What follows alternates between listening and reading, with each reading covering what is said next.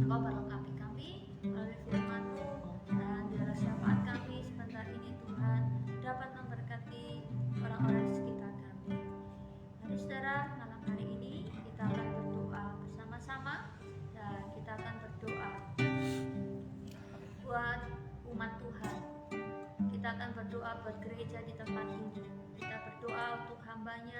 Kita akan berdoa untuk orang-orang yang memberikan hidupnya untuk melayani di tempat ini, para pelayan-pelayan Tuhan. Kita berdoa juga untuk visi misi gereja ini, biar Tuhan memakai gereja ini untuk menjadi berkat bagi kota ini. Saya minta Pak Victor berdoa untuk kami. Terima kasih Tuhan Yesus, kami naikkan syukur kami kepadamu Tuhan Yesus, karena Kau begitu baik bagi kami Tuhan. Penyertaan Tuhan sungguh luar biasa dalam kehidupan kami sepanjang hari ini. Kami bersyukur kepadamu Tuhan Yesus, terima kasih. Dan malam hari ini Tuhan, kami kembali datang ke hadapan-Mu. Kami bersekutu hati di tempat ini Tuhan, menaikkan doa-doa kami kepadamu ya Tuhan Yesus. Kiranya Kau berkenan atas doa-doa malam hari ini. Kau menjamah kami, mengurapi setiap kami Tuhan yang menaikkan doa kepadamu.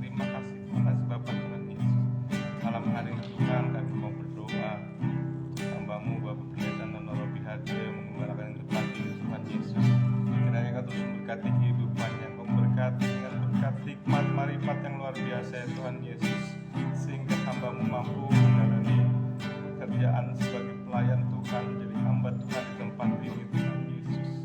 Kau berikan pertolongan, berikan kekuatan Tuhan, dan Engkau juga memberikan setiap apa yang dia rindukan. Tuhan mengabulkan setiap apa yang dia cita-citakan Tuhan Yesus. Terima kasih. Berkati keluarganya, berkati kehidupannya, apa yang jadi kebutuhannya Tuhan yang mencukupkan. Terima kasih, kami serahkan hamba-Mu ke dalam tangan Tuhan, biar hamba-Mu tetap dapat menjadi berkat dimanapun dia berada Tuhan. Terima kasih Tuhan Yesus. Tuhan, kami berdoa Tuhan untuk gereja ini GBI Purwokerto. Tuhan tetap memberkati gereja ini dengan lebih-lebih lagi Tuhan Yesus. Memberkati Tuhan, tambahkan jemaat di tempat ini Tuhan, kirimkan dari barat, timur, utara, selatan, dari manapun Tuhan Kau kirimkan ke tempat ini. Dan biarlah setiap orang yang datang ke tempat ini Tuhan selalu rindu akan Engkau, mendapat berkat yang luar biasa daripada firman yang didengarkan Tuhan Yesus, sehingga dia merasakan hadirat Tuhan di tempat ini. Terima kasih Bapak, terima kasih Tuhan Yesus. Kami berdoa untuk visi-misi gereja ini Tuhan, biarlah Tuhan juga tetap memberkati. Biarlah setiap misi-misi yang kami rencanakan di tempat ini dapat berjalan dengan baik, dapat tercapai dengan baik ya Tuhan, turut dengan kehendak-Mu. Terima kasih Bapa, terima kasih Tuhan Yesus. Kami berdoa juga untuk para pelayan di tempat ini Tuhan Yesus. Kiranya Kau memberkati setiap pelayan Tuhan di tempat ini. Kau memberkati kehidupan mereka, Kau memberkati apa yang mereka kerjakan, Kau memberkati usaha pekerjaan mereka. Terima kasih ya Bapa, dan biarlah kami para pelayan-Mu Tuhan dapat tetap bersatu hati, rindu untuk terus melayani tempat ini. Terima kasih Bapa, terima kasih Tuhan Yesus. Kami juga berdoa Tuhan untuk jemaat-Mu yang mungkin sedang dalam pergumulan, sedang dalam persoalan kehidupan mereka Tuhan Yesus. Engkau turut campur tangan dalam kehidupan persoalan mereka. Tuhan, berikan jalan keluar bagi setiap persoalan yang mereka bawa ke hadapan-Mu ya Tuhan Yesus. Terima kasih Bapa, bagi mereka yang sedang kelemahan tubuh, sedang mengalami sakit penyakit, Tuhan menjamah, Tuhan menyembuhkan melalui bilur-bilur, melalui kuasa-Mu, mukjizat terjadi atas kehidupan mereka yang percaya kepada-Mu. Terima kasih Bapa, terima kasih Tuhan Yesus. Kami menyerahkan seluruh jemaat-Mu di tempat ini Tuhan, dalam perlindungan Tuhan, dalam berkat Tuhan, dalam kehendak Tuhan. Terima kasih Tuhan Yesus, kami serahkan dalam tangan-Mu, dalam nama Tuhan Yesus. Haleluya. Dan kita akan berdoa untuk kota kita, di mana kita boleh ada seperti firman Tuhan. Usahakanlah kesejahteraan kota di mana kita telah ada sampai hari ini. Kita akan berdoa buat kota kita, dan saya minta Charles berdoa untuk Ali. Terima kasih Tuhan Yesus. Tuhan, malam hari ini kami berkumpul bersatu hati untuk mendoakan kota ini. Kiranya Engkau memberkati kota ini, memperbanyak jiwa-jiwa yang haus akan Engkau, semakin banyak jiwa-jiwa yang penasaran akan Engkau. Kiranya apa yang menjadi pelayanan kami dapat menjadi terang bagi sekitar kita. Yesus, Tuhan, berkati kota ini, para pemimpin-pemimpinnya. Kiranya mereka melakukan tugas sesuai dengan kehendak-Mu. Yesus, Tuhan, berkati juga orang-orang yang kiranya sedang kesusahan di sana, di luar sana. Kiranya Kau memberkati mereka, memberikan mereka kekuatan agar mereka dapat melanjutkan hidup dengan baik. Terima kasih Yesus, kami sudah berdoa dan kami syukur. Dan terakhir Ibu Suci doakan untuk para pemirsa online kita. Mungkin di luar sana ada yang sakit, ada yang sedang mengalami pergumulan yang berat dalam hidup. Kita akan doakan, dan juga doakan supaya siaran langsung kita setiap waktu, setiap saat dapat menjangkau lebih luas lagi jiwa-jiwa yang lapar, yang haus mencari Tuhan. Bapa di dalam surga, kembali kami mengucap syukur Bapa. Kami bersyukur karena Engkau sudah memperhatikan hidup kami Bapa. Kami bersyukur Engkau sudah memberikan kesehatan, kekuatan kepada kami. Bapa, saat ini kami berdoa Bapa untuk saudara-saudara kami yang sedang mengikuti doa live streaming di tempat ini Bapa. Kami percaya Bapa Engkau memberkati saudara-saudara kami ini Bapa. Kami percaya Bapa biarlah berkat-berkat yang baru terus Engkau curahkan kepada anak-anak-Mu Bapa. Kami percaya Bapa Engkau memberkati mereka Bapa. Biarlah melalui doa live streaming malam hari ini Bapa, kami percaya Bapa mereka terberkati Bapa. Bapa, kami juga berdoa Bapa untuk setiap saudara-saudara kami yang sedang mengikuti doa ini Bapa, yang sedang dalam masalah pergumulan. Kami percaya Bapa Engkau lawat mereka satu persatu Bapa. Yang sakit kami percaya Engkau akan menyembuhkan Bapa. Kami percaya bilur-bilur-Mu sudah menyembuhkan segala sakit penyakit mereka Bapa. Hanya di dalam nama Tuhan Yesus Kristus kesembuhan terjadi atas saudara-saudara kami ini Bapa, yang sedang mengalami masalah pergumulan dalam hidup mereka. Kami percaya Bapa Engkau membuka jalan bagi setiap masalah mereka Bapa, sehingga mereka dapat melihat kemenangan ada di dalam mereka karena Engkau beserta dengan mereka Bapa. Kami percaya Bapa Engkau membuka jalan bagi mereka Bapa. Jika jalan yang satu tertutup maka Engkau akan bukakan jalan yang lain Bapa. Biarlah pintu berkat-Mu selalu Engkau curahkan kepada mereka Bapa. Terima kasih Bapa, kiranya Engkau memberi kekuatan kepada mereka Bapa. Engkau memberikan penghiburan bagi setiap hati yang susah Bapa. Kami percaya Bapa, biarlah Roh Kudus-Mu terus bekerja dalam setiap hati saudara-saudara kami ini Bapa. Biarlah Engkau memberkati saudara-saudara kami ini yang sedang mengikuti doa live streaming ini Bapa. Kami percaya Bapa, biarlah Engkau terus memperhatikan kehidupan mereka Bapa. Terima kasih Bapa, kami percaya Bapa. Setiap pergumulan kami pada malam hari ini Bapa, kami percaya Engkau Allah yang selalu mendengarkan kami Bapa. Terlebih kami percaya Engkau akan menjawab setiap pergumulan kami pada malam hari ini Bapa. Karena kami minta ya di dalam satu nama, Tuhan Yesus Kristus. Haleluya. Saya serahkan kepada hamba-Nya. Terima kasih Tuhan, malam hari ini kami percaya pertolongan, pemeliharaan Tuhan terjadi dalam kehidupan kami. Kami mau mengucap syukur dalam segala kerendahan hati. Kami mau mencari hadirat Tuhan. Kami mau merenungkan firman-Mu. Beri kami kekuatan untuk dapat mengerti dan melakukannya Tuhan. Dan ajar kami untuk belajar menjadi orang-orang yang menggenapi firman-Mu. Dalam nama Yesus, saudara yang percaya bahwa Tuhan Yesus baik, katakan amin. Amin.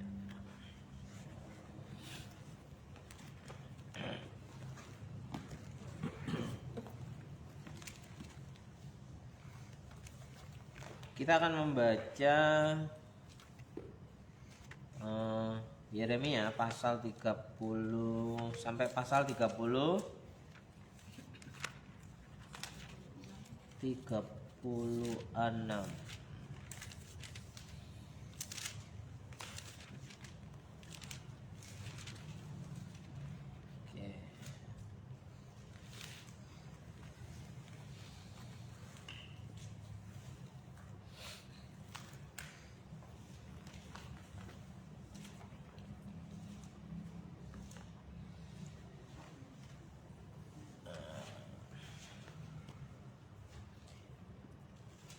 Yeremia pasal 36, judul perikop kita pembakaran kitab nubuat Yeremia oleh Raja Yoyakim.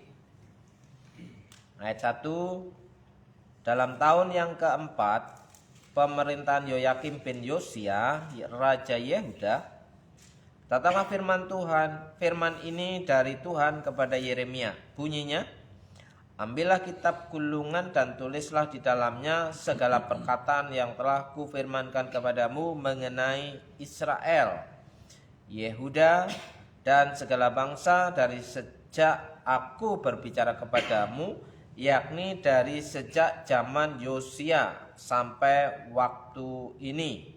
Mungkin apabila kaum Yehuda mendengar tentang segala malapetaka yang aku rancangkan hendak mendatangkannya kepada mereka, maka mereka masing-masing akan bertobat dari tingkah langkahnya yang jahat itu, sehingga aku mengampuni kesalahan dan dosa mereka. Jadi Yeremia memanggil Baruk bin Neria, lalu Baruk menuliskan dalam kitab gulungan itu langsung dari mulut Yeremia segala perkataan yang telah difirmankan Tuhan kepadanya. Pada suatu kali Yeremia memberi perintah pada Baruk, aku ini berhalangan, tidak dapat berumah Tuhan. Jadi pada hari puasa engkaulah yang pergi membacakan perkataan Tuhan kepada orang banyak di rumah Tuhan dari gulungan yang kau tuliskan langsung dari mulutku itu. Kepada segenap orang Yehuda yang datang dari kota-kotanya haruslah kau bacakannya juga. Mungkin permohonan mereka sampai di hadapan Tuhan dan mereka masing-masing bertobat dari tingkah langkahnya yang jahat itu, sebab besar murka dan kehangatan amarah yang diancamkan Tuhan kepada bangsa ini. Lalu Baruk bin Neria melakukan tepat seperti yang diperintahkan kepadanya oleh Nabi Yeremia untuk membacakan perkataan-perkataan Tuhan dari kitab itu di rumah Tuhan. Adapun dalam tahun yang kelima pemerintahan Yoyakim bin Yosia, Raja Yehuda, dalam bulan yang ke-9, orang telah memaklumkan puasa di hadapan Tuhan bagi segenap rakyat di Yerusalem dan bagi segenap rakyat yang telah datang dari kota-kota Yehuda ke Yerusalem. Maka Baruk membacakan segenap rakyat perkataan Yeremia dari kitab itu di rumah Tuhan di kamar Gemaria anak Panitera Safan di pelataran atas di muka pintu gerbang baru dari rumah Tuhan.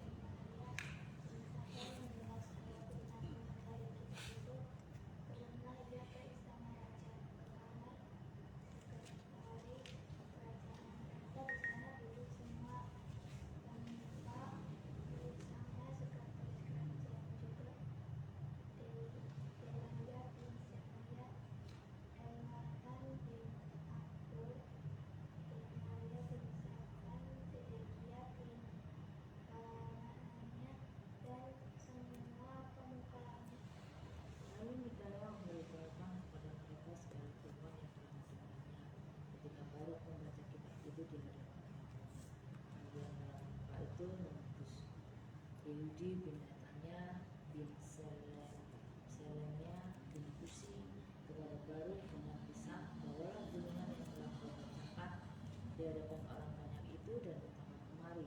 Baruk bin Neria pun membawa gulungan itu dan datang kepada mereka. Berkatalah mereka kepadanya, silakan duduk dan bacakan itu kepada kami. Lalu Baruk membacakannya kepada mereka. Setelah mereka mendengar segala perkataan itu, maka terkejutlah mereka dan berkatalah seorang kepada yang lain, kita harus dengan segera memberitahukan segala perkataan ini kepada raja. Mereka bertanya kepada Baruk, beritahukanlah kepada kami bagaimana engkau menuliskan segala perkataan ini langsung dari mulutnya. Jawab Baruk kepada mereka, segala perkataan ini langsung dari mulut Yeremia kepadaku, dan aku menuliskannya dengan tinta dalam kitab. Lalu berkatalah para pemuka itu kepada Baruk, pergilah, sembunyikanlah dirimu bersama Yeremia, janganlah ada orang yang mengetahui di mana tempatmu. Kemudian pergilah mereka menghadap raja di pelataran. Sesudah mereka menyimpan gulungan itu di kamar Panitera Elisama, mereka memberitahukan segala perkataan ini kepada raja. Raja menyuruh Yehudi mengambil gulungan itu, lalu ia mengambilnya dari kamar Panitera Elisama itu. Yehudi membacakannya kepada raja dan semua pemuka yang berdiri dekat raja. Waktu itu adalah bulan yang ke-9 dan raja sedang duduk di balai musim dingin, sementara di depannya api menyala di perapian. Setiap kali apabila Yehudi selesai membacakan 3 abad lanjut, maka raja mengoyak dengan pisau daun, lalu dilemparkannya dalam api perapian itu sampai seluruh gulungan itu habis dimakan api yang di perapian itu. Baik raja maupun para pegawainya yang mendengarkan segala perkataan ini, seorang pun tidak terkejut dan tidak mengoyakkan pakaiannya. Lalu Elnatan, Delaya, dan Gemaria memang mendesak kepada raja supaya jangan membakar gulungan itu. Tetapi raja tidak mendengarkan mereka. Bahkan raja memerintahkan pangeran Yerahmeel, Seraya bin Asriel, dan Salemia bin Abdel ya, untuk menangkap juru tulis Baruk dan Nabi Yeremia. Tetapi Tuhan menyembunyikan mereka. Sesudah raja membakar gulungan berisi perkataan-perkataan yang dituliskan oleh Baruk langsung dari mulut Yeremia itu, maka datanglah firman Tuhan kepada Yeremia, bunyinya, ambillah pula gulungan lain, tuliskanlah di dalamnya segala perkataan yang semula ada di dalam gulungan yang pertama yang dibakar oleh Yoyakim Raja Yehuda. Mengenai Yoyakim Raja Yehuda haruslah kau katakan, beginilah firman Tuhan, engkau telah membakar gulungan itu sambil berkata, mengapa engkau menulis di dalamnya bahwa Raja Babel pasti akan datang untuk memusnahkan negeri ini dan melenyapkan dari dalamnya manusia dan hewan. Sebab itu beginilah firman Tuhan tentang Yoyakim Raja Yehuda. Tidak ada dari keturunannya yang akan duduk di atas tahta Daud. Hayatnya akan tercampur terkena panas di waktu siang dan dingin di waktu malam. Aku akan menghukum dia, keturunannya dan keturunannya karena kesalahan mereka. Aku akan mendatangkan atas mereka, atas penduduk Yerusalem dan atas orang Yehuda segenap malapetaka yang kuancamkan kepada mereka dan yang tidak mau mereka mendengarkan. Yeremia lalu mengambil gulungan lain dan memberikannya kepada Baruk bin Neria, juru tulis itu. Baruk menuliskan di dalamnya langsung dari mulut Yeremia segala perkataan yang di dalam kitab yang telah dibakar oleh Yoyakim Raja Yehuda, maka masih ditambah dengan banyak perkataan serupa.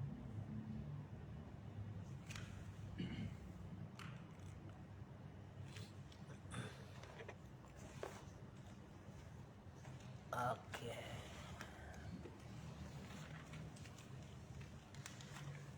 Malam hari ini kita membaca Alkitab kita sampai pada Yeremia pasal yang ke-36.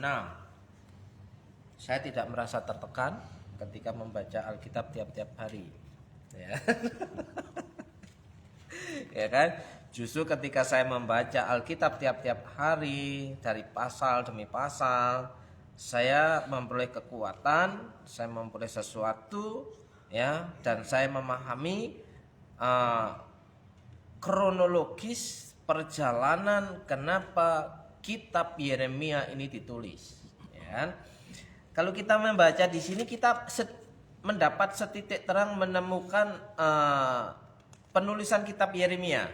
Ya, dari pasal 36 ini kitab Yeremia ditulis sejak kapan di situ, ya kan? Tuliskanlah, ya kan? Tuliskanlah sejak zaman Yosia sampai zaman Raja Yoyakim per pasal 36. Jadi kitab Yeremia bisa ditelusuri kapan penulisan kitab Yeremia, ya, menurut kitab sejarah, ya, menurut kitab raja-raja, ya. Nah, kita bisa telusuri, makanya Alkitab yang kita punya itu memiliki otentivitas, validitas, keabsahan, itu dapat dipertanggungjawabkan. Bahkan ketika dibakar, ya, oleh raja, apa yang sudah dituliskan, ya, oleh Baruk, ya, firman Tuhan melalui Yeremia yang dituliskan oleh Baruk, ketika dibakar oleh Raja Yoyakim, ditulis ulang persis, ya. Coba bisa memberikan gambaran, ya, kitab yang sepanjang ini, ditulis ulang dan sama. Ya kan? Apakah di situ apakah di situ kita dapat melihat bahwa apa yang dituliskan atau yang kita baca kitab Yeremia itu kitab yang dikarang-karang sehingga bisa diubah-ubah isi pesannya, ya. Isi pesannya apa sih kitab Yeremia? Nah, dari pasal 36 kita dapat melihat isi pesan Tuhan ya melalui Nabi Yeremia kepada raja-raja Israel, kepada raja-raja Yehuda. Nah, ini pada raja Yehuda yaitu apa?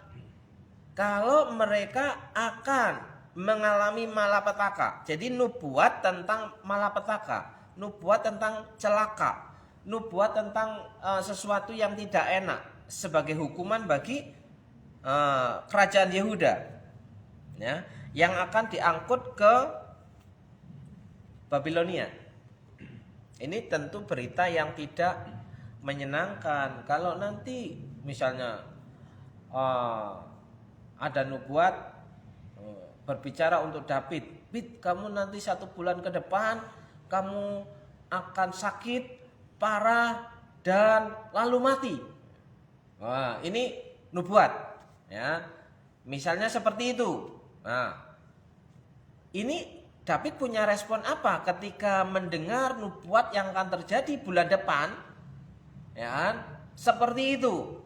Kira-kira responnya seperti Raja Yoyakim atau berbeda?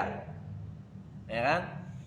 Kenapa sih ada nubuat yang seburuk itu? Kenapa sih ada kabar buruk dalam kehidupan kita misalnya? Nah, kita tahu di sini alasannya supaya barangkali mungkin saja orang Israel atau raja Yehuda itu bertobat. Ya, mungkin saja bisa bertobat dari kelakuannya, dari tingkah lakunya yang jahat. Ya.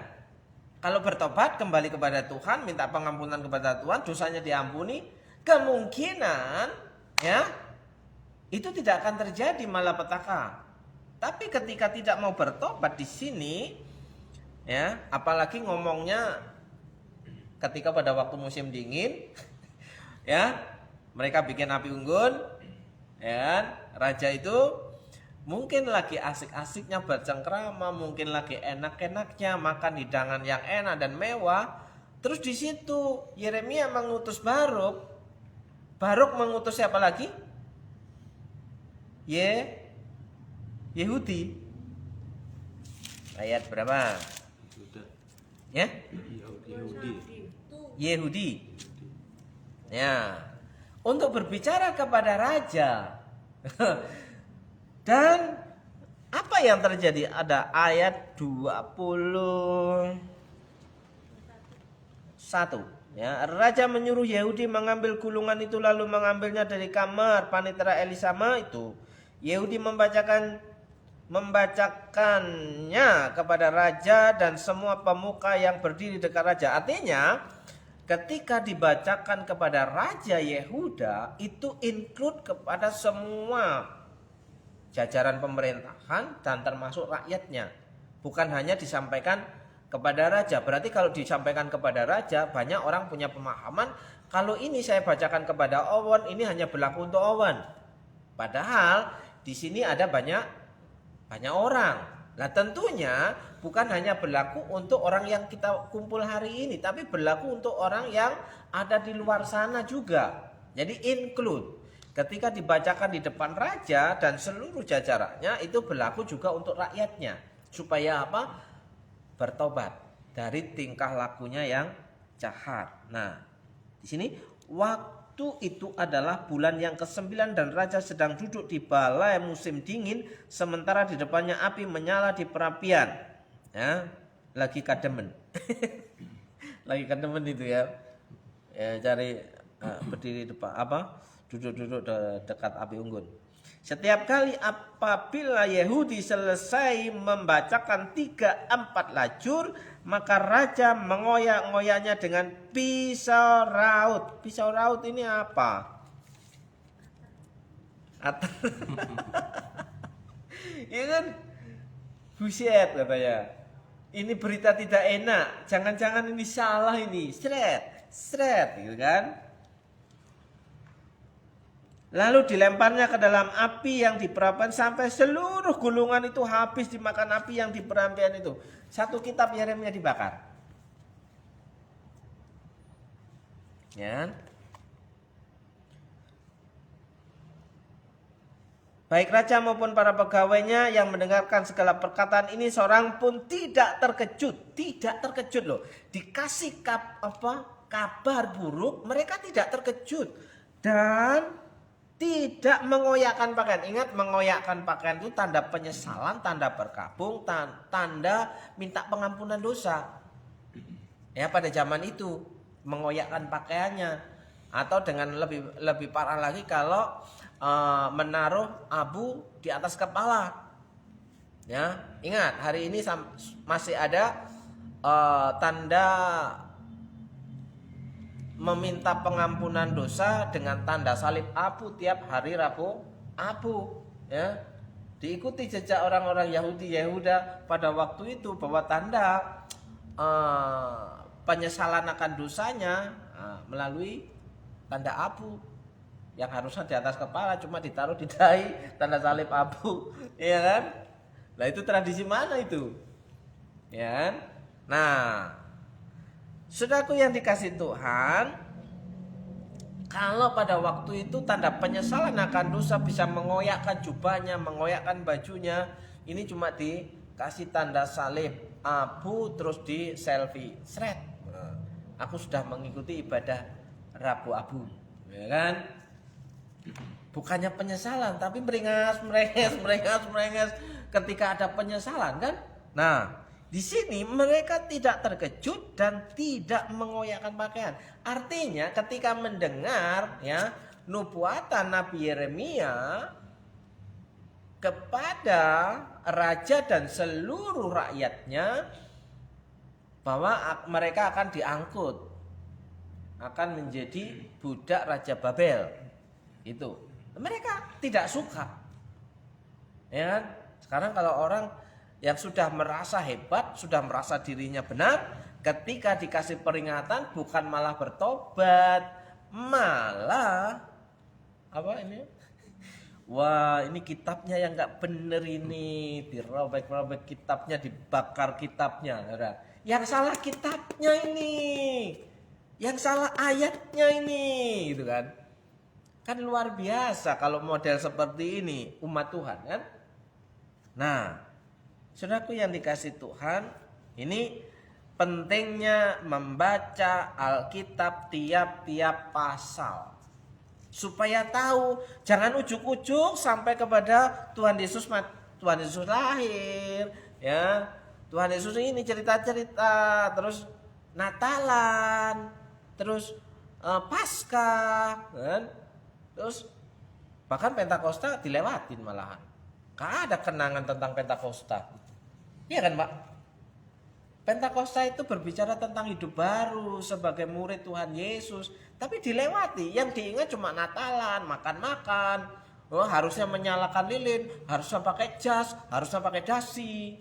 Ya, ketika dikasih tahu petunjuk hidup baru yang seperti ini, tidak merasa terkejut, tidak merasa mengoyakkan penyesalan tentang kejahatan yang telah kita lakukan, tapi justru kita marah kepada sang pemberita. Dan apa bedanya? Ya, Raja Yehuda dan jajarannya dan orang Israel pada waktu itu dengan orang-orang yang mengaku Kristen saat ini. Ketika dikasih tahu sesuatu berita dari Alkitab, tidak suka. Oh, itu yang salah pendetanya itu. Jelas itu yang salah pendetanya. Ya. Nah, kita melihat di sini ya, kita kembali ke Alkitab kita, saudaraku yang dikasih Tuhan.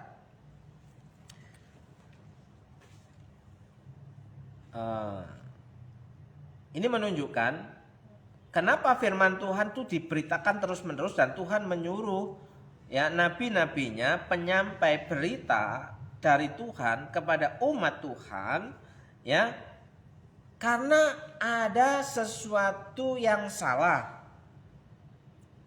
Ya kan? Setiap kali nabi, setiap kali kitab itu konteksnya berbeda. Ya. Berarti kalau kita lihat nabi-nabi itu datang untuk membawa berita apa Pak kira-kira? Berita baik apa berita buruk? Ketika nabi diutus dibangkitkan, dimunculkan seorang nabi kepada orang Israel atau Yehuda, di situ kabar baik atau kabar buruk Pak? Memperingatkan atau memberikan? Rata-rata memperingatkan. Memperingatkan kan? Nah, jadi hari ini kita sedikit memahami, jangan terlalu banyak memahami. Ya kalau terlalu banyak memahami, tapi justru kita menjadi jahat.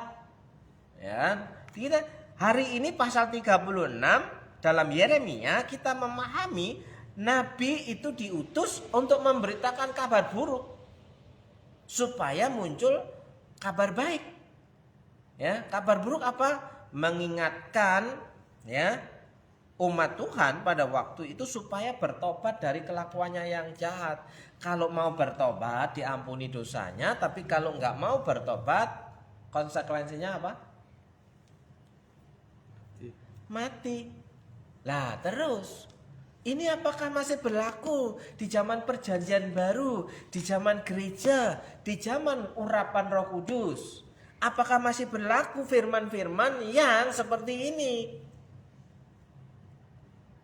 Harusnya khotbah itu, firman yang disampaikan itu kabar sukacita, penghiburan.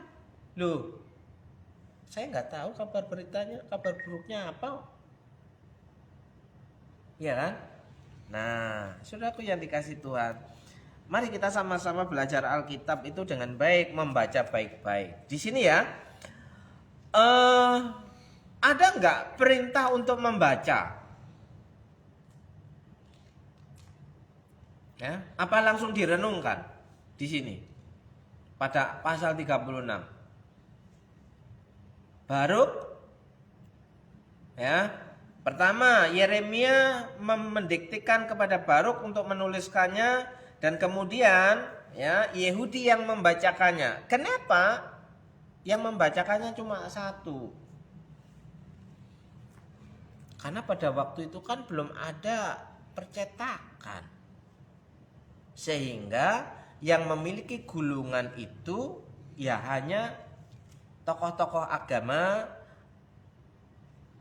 atau yang jelas ini dokumen penting cuma satu gulungan ya, gulungan-gulungan yang dikumpulkan nggak mungkin semua orang punya gulungan ini salinannya nggak ada, makanya dibacakan oleh yang tukang baca karena belum ada mesin cetak pada waktu itu, dan ini disimpan kalau ini kita lihat disimpan di mana itu? Panitera. Ya, panitera. Nah, panitera itu tugasnya apa? Yang jelas untuk penyimpanan dokumen kan? Berarti kitab-kitab pada waktu itu yang berbentuk gulungan itu sangat berharga, hanya satu itu. Lah kalau sekarang setiap orang Kristen itu hampir punya Alkitab. Masa menunggu mendengarkan, tidak membaca? Berbahagialah orang yang mendengarkan dan memeliharanya. Ya, gimana? Masihkah seperti itu? Polanya sudah berbeda. Waktu itu cuma satu gulungan yang ada, tapi sekarang masing-masing kita diperlengkapi punya Alkitab. Masa menunggu orang lain membacakannya? Apa nunggu mati dulu baru kita mendengar? Mendengar nggak perlu dibacakan Alkitab. Yang perlu mendengar itu orang yang masih hidup kan? Jadi Kita mau berpijak yang mana? Ya kan? Apakah tidak penting membaca Alkitab? Merasa tertekan membaca Alkitab? Ya kan? Nah, di sini perlu kita mungkin saja kita bisa bertobat, atau mungkin memakai kata di sini barangkali ya orang-orang Yehuda dan kawan-kawan atau Raja Yehuda dan kawan-kawan itu mau berbalik dari tingkah lakunya yang jahat ketika mendengar berita buruk itu. Tapi ternyata faktanya Raja tidak memberikan perintah untuk penyesalan, ya, untuk perkabungan, untuk pertobatan. Justru Raja membakar gulungan kitabnya sampai habis, bahkan ditulis ulang. Ya. Nah, pesan penting apa yang ini yang disebut ketika kita membaca, ketika itu kita setelah membaca merenungkan firman Tuhan karena memahami, kita baru berkata, kita dapat apa? Nah, dapat apa Pak hari ini? Dapat apa Bu dengan firman-Nya? Loh, itu yang namanya sesuatu yang kita dapatkan dari firman Tuhan. Kita baca nih pasal 36. Kita dapat apa? Ya. Jangan salah, kita menginginkan sesuatu yang kita dapat dari firman Tuhan itu jangan salah. Ya kan? Wah, saya nggak dapat apa-apa nih, karena beritanya pasal 36 adalah berita penghakiman, berita tentang nubuatan yang buruk, ya, akan mengalami nasib buruk. Loh, saya nggak dapat apa-apa ini, saya nggak suka ini bukan firman Tuhan ini. Wah, banyak orang Kristen modelnya yang kayak gitu. Wah, saya ke gereja nggak dapat apa-apa. Loh, tadi dengerin ayat apa ya? Masa satu ayat itu nggak ada yang nggak bisa dibawa pulang? Bisa Yohanes 3 ayat 16, karena begitu besar kasih Allah akan dunia. Loh, ketika membaca ayat ini, renungan ini, kita dapat apa? Harusnya begitu. Bukan yang diharapkan sesuatu kata yang enak dari pembicara, dari pengkhotbahnya, dari pendetanya, tapi dari firman Tuhan itu sendiri dapat apa? Ya, kamu dapat apa, Mbak? Dari khotbah tadi dapat apa? Masa firman yang begitu banyak nggak dapat apa-apa? Berarti firman Tuhan itu nggak ada gunanya, ya kan? Nah, mari kita mulai membersihkan pikiran-pikiran jahat kita ketika kita datang ibadah, kita dengerin firman Tuhan. Jangan menganggap bahwa kita itu terlalu pintar untuk mengartikan firman Tuhan, sehingga ya firman Tuhan itu kalau orang lain tidak sesuai dengan konsep kita, maka firman Tuhan yang disampaikan penjelasannya oleh hamba Tuhan itu pasti salah. Gak benar itu, gitu kan? Seperti Raja Yoyakim ketika pesan Tuhan melalui Yeremia, ya, yang ditulis oleh Baruk dan dibacakan oleh Yehudi, itu salah. Itu tidak benar, makanya dibakar. Ya. Masih untung ya, ini kitabnya yang dibakar ya, bukan Yehudinya yang dipersekusi ya. Terus Yeremia dipanggil, wah diajar habis-habisan. Tapi sudah kan, sebelum-sebelumnya Yeremia ditangkap. Kalau saudara membaca pasal-pasal sebelumnya, itu Yeremia pernah ditangkap, dimasukkan di dalam dibelenggu, dipasung. Sampai segitunya mereka. Karena apa? Apa yang disampaikan Yeremia tidak sesuai, tidak menyenangkan hati raja, tidak menyenangkan pemuka-pemuka agama yang menganggap bahwa mereka itu lebih rohani. Ya kan? Pokoknya hidupnya itu yang paling benar, yang lain semuanya salah. Nah, di sini sampai begini. Apa sih nubuat yang disampaikan ya Tuhan kepada Raja Yehuda? Ya.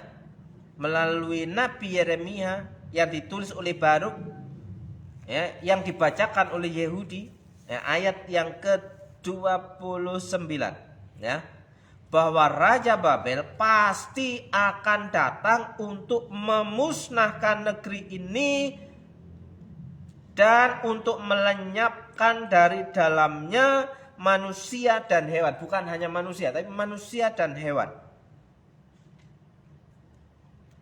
Ini kan berita buruk. Ya. Zaman sekarang ya tidak ada yang suka kalau mendengar berita buruk. Oh, itu pasti beritanya salah itu.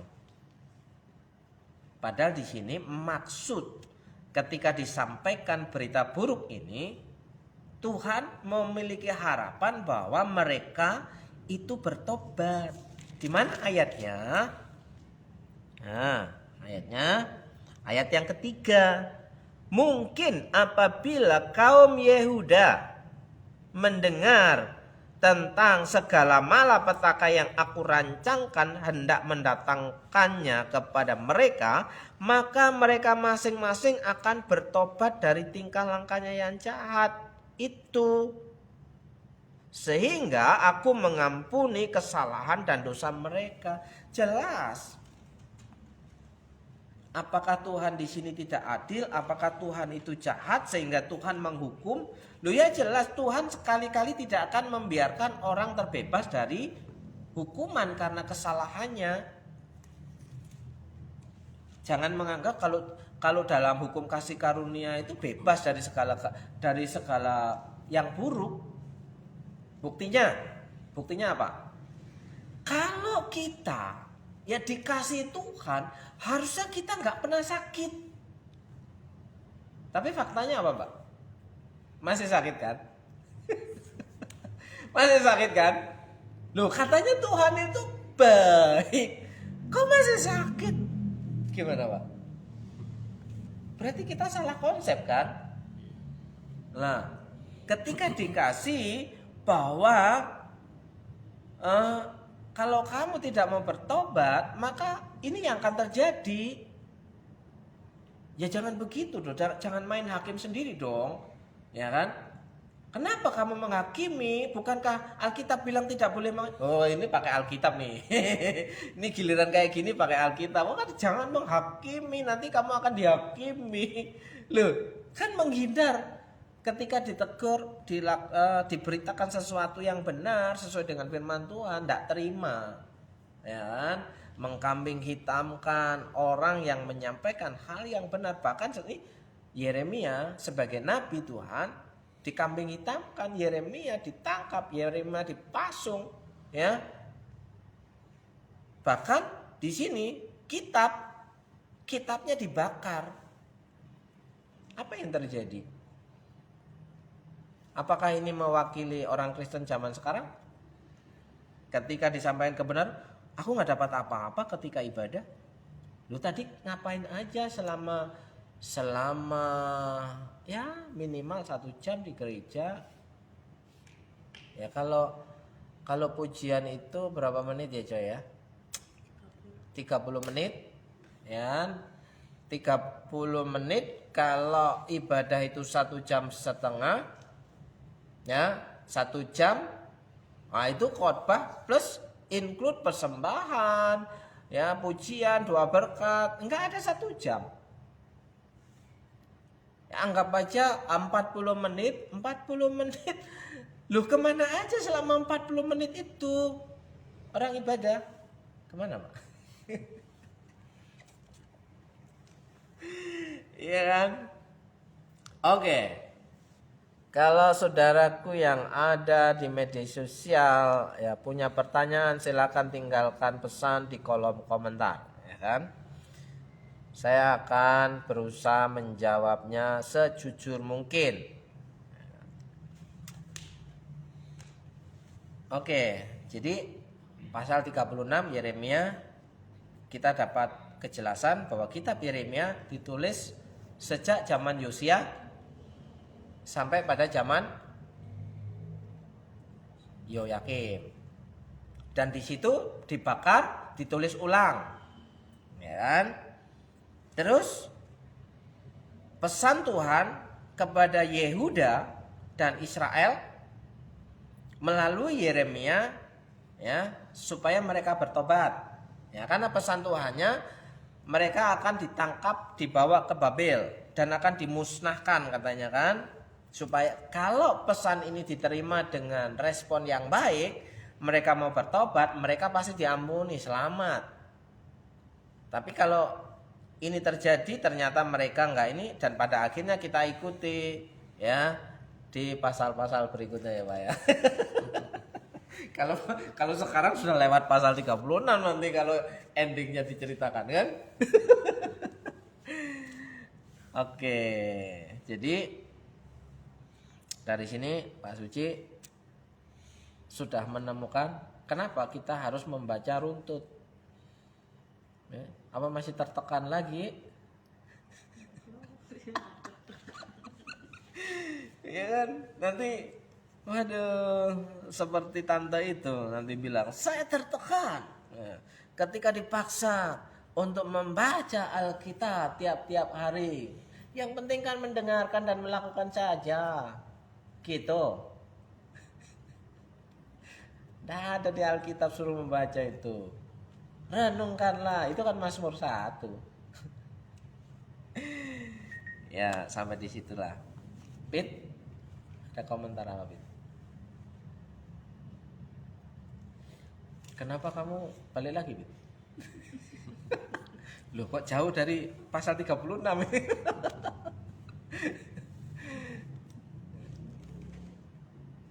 Apakah ada yang dikangenin lagi sehingga balik lagi?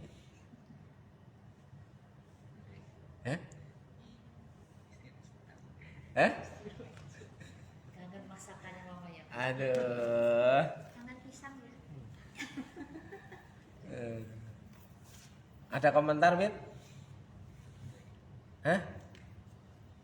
Wan? Cepet Om. Belak. Kau? Nani? Bu? Ta? Ya kalau nggak penutup. Penutup Pak. Ayo, ada kasih penutup konklusinya Pak. Penutupnya di sini ya, saya melihat kebaikan Tuhan di dalam ayat ini ya. Jadi Tuhan itu sudah memilih umatnya, walaupun umatnya itu selalu memberontak, selalu berbuat jahat, tapi Tuhan tidak langsung memberikan hukuman. Diingatkan dulu. Dia memperingatkan dulu, dia ngasih sesuatu, mungkin yang ngasih tahu bahwa kamu akan celaka kalau kamu tidak bertobat. Tapi bangsa ini ya, bangsa Yehuda. termasuk Itu bangsa Yehuda. yang tegar tengkuk juga, jadi makanya susah ya. Ketika Tuhan memberikan peringatan, Tuhan memberikan jalan untuk sebuah pertobatan, itu tetap tidak dilakukan dan firman Tuhan itu dimusnahkan istilahnya situ. Tidak dihargai ya Tidak Pak. dihargai sama sekali. Dan akhirnya nasibnya apa ya? Nasibnya terimalah nasib mengenaskan ya. Bukan berarti Tuhan jahat kan? Bukan berarti Tuhan jahat. Karena sudah diingatkan toh. Sudah diingatkan. Iya. Bukan berarti salah langsung dihukum, salah langsung dihukum enggak. Gak adil dong kalau Tuhan nggak ngingetin tiba-tiba langsung ditumpas gitu kan? Iya. Nah, iya. Baiklah kalau begitu sampai di sini kita akhiri renungan kita. Tapi setelah membacanya dulu baru merenungkan ya. Jangan merenungkan tanpa membaca, bahaya. Itu namanya ngelamun. Baik, saudaraku, mari kita berdoa. Kami bersyukur Tuhan malam hari ini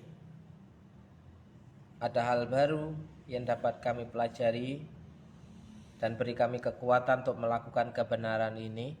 Ketika kami diingatkan, ya, beri kami kekuatan untuk merubah sikap perilaku kami untuk menjadi orang benar di hadapan-Mu Tuhan. Dan kami tahu Engkau adalah Allah yang setia, Allah yang adil dengan janji firman-Mu. Dan kami tetap berharap Tuhan selalu mengingatkan hari demi hari dalam kehidupan kami.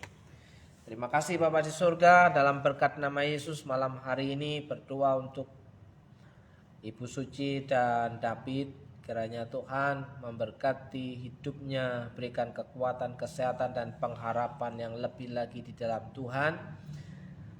Kiranya Tuhan memberkati apa yang menjadi kegiatannya, pekerjaannya, kuliah Bu Suci dan David. Memberkati apa yang diharapkan, dicita-citakan, diinginkan, yang menjadi mimpinya di masa-masa yang akan datang.